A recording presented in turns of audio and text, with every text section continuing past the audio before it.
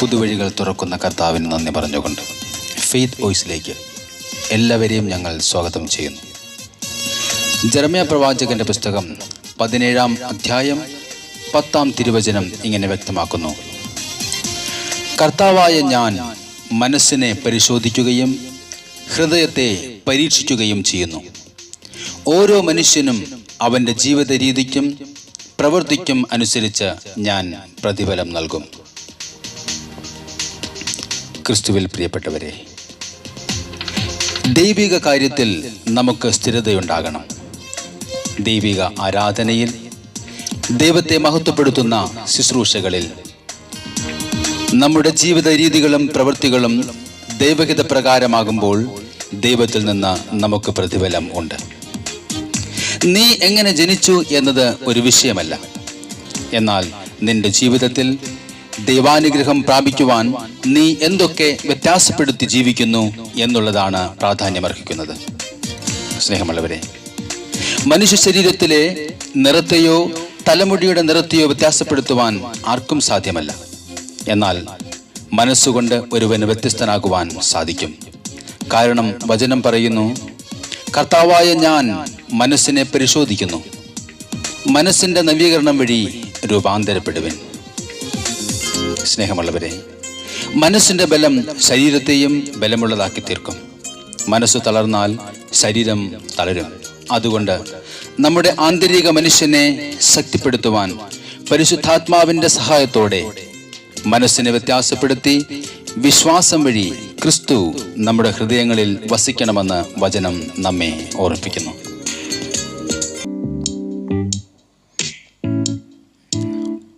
സ്നേഹമുള്ളവരെ, ദൈവം നമ്മെ സ്നേഹിക്കുന്നു. അതുകൊണ്ട് നമുക്ക് വ്യത്യസ്തമായി ആലോചിക്കാം, അവിടത്തേക്ക് നന്ദി പറയാം, നമ്മുടെ അതിരുകളെ വിസ്താരമാക്കുവാൻ വേണ്ടി നമുക്ക് പ്രാർത്ഥിക്കാം. എണ്ണമില്ലാത്ത നന്മകൾ നമ്മിൽ ചൊരിയുന്ന ഒരു കർത്താവ് നമ്മുടെ കൂടെ ഇപ്പോഴും ഉണ്ട്. എണ്ണമില്ല നന്മകൾ എന്നിൽ ചൊരിയും വന്ദയയെ ഓർക്കുമ്പോൾ നന്ദിയല്ലാതൊന്നുമില്ലപ്പാ എന്റെ നാവാൽ ചൊല്ലിടുവാനാ. സ്തോത്രമല്ലാതൊന്നുമില്ലപ്പാ എന്റെ നാവാൽ ചൊല്ലിടുവാനാ. നിത്യസ്നേഹമോർക്കുമ്പോൾ വൻ കൃപകളോർക്കുമ്പോൾ എങ്ങനെ സ്തുതിക്കാതിരുന്നിടും.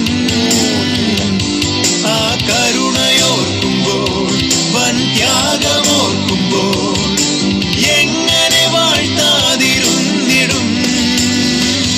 യേശുവേ,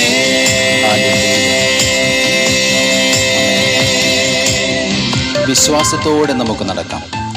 സകല നന്മകളുടെയും ഉറവിടമായ ദൈവത്തെ കൂട്ടുപിടിച്ച് വിശ്വാസത്തിൽ നമുക്ക് മുന്നോട്ട് പോകാം.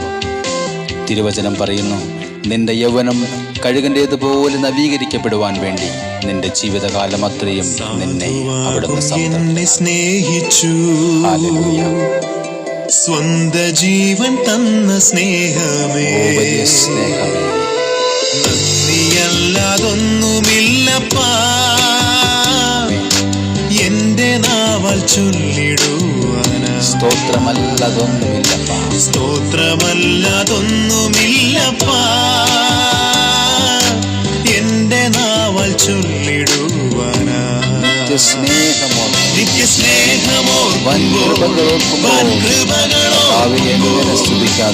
എങ്ങനെ സ്തുതിക്കാതിരുന്നിടും.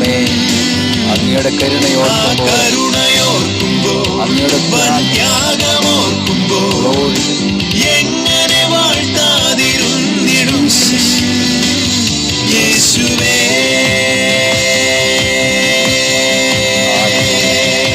കർത്താവേ, ഞങ്ങൾ അങ്ങേക്ക് നന്ദി പറയുന്നു.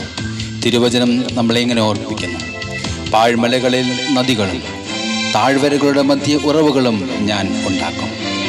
മരുഭൂമിയെ ജലാശയവും വരണ്ട പ്രദേശത്തെ നീരുറവയും ആക്കും. കർത്താവേ, ഞങ്ങളെ വഴി നടത്തുന്ന അങ്ങേക്ക് ഞങ്ങൾ 1000 നന്ദി അർപ്പിക്കുന്നു.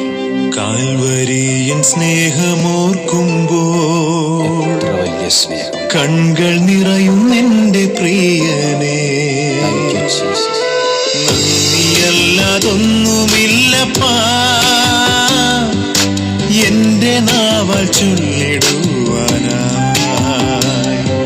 സ്തോത്രമല്ലാതൊന്നുമില്ലപ്പാ എന്റെ നാവാൽ ചൊല്ലിടുവാനായി. നിത്യസ്നേഹമോർക്കുമ്പോൾ വൻ കൃപകളോർക്കുമ്പോൾ എങ്ങനെ സ്തുതിക്കാതിരുന്നിടും. ആ കരുണയോർക്കുമ്പോൾ വൻ ത്യാഗമോർക്കുമ്പോൾ എങ്ങനെ വാഴ്ത്താതിരുന്നിടും. യേശുവേ